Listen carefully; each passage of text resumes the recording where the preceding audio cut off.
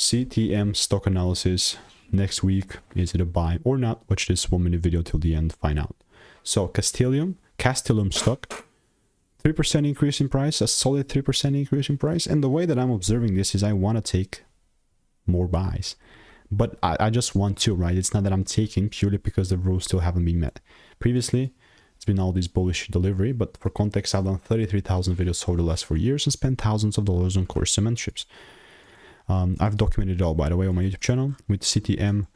You can see previously here, like, yeah, the price kind of was here, and then I wanted to see a double break to take it up. It just went without me. And guess what I did here? Nothing, because the rules never got met. Because, like, look, although like my bias on this was like phenomenal to the point, it's just not real structure. I mean, I've like literally documented all my videos that I've done, so I've seen what has worked for me, what has not.